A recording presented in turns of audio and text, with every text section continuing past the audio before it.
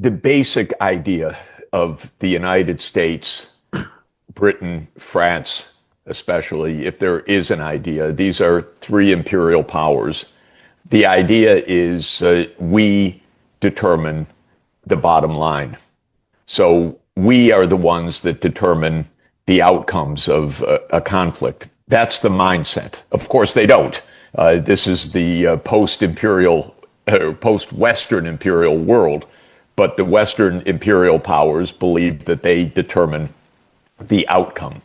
And so in the case of Ukraine, the idea has been, well, yes, there will be a ceasefire, but according to Macron, say, or Starmer, NATO will enlarge and Russia will have to accept X, Y, Z, and A, B, C, D, E, F, G, and so forth. And so there's no attempt to get to the core politics at all. In the Middle East, the same is true. The unspoken part of all of this is Israel's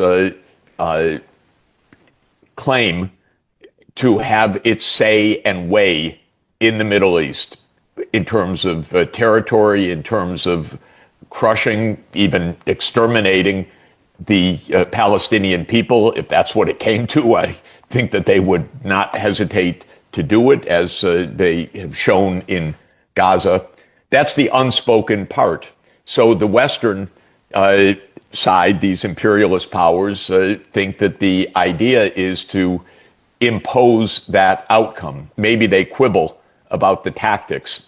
But what was fascinating to me in terms of political rhetoric, although not surprising, Israel attacks Iran.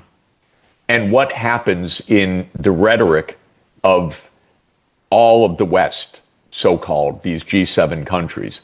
The immediate response is not Israel should not have attacked Iran. The immediate response was Israel has the right of self-defense. It's so surrealistic, so Orwellian, that it doesn't even pass the propaganda test for 5 seconds. But this is exactly what happened the day after Israel's unilateral attack in the context of negotiations to end Iran's nuclear weapons program definitively with the international monitoring, was not to say, why did Israel do this?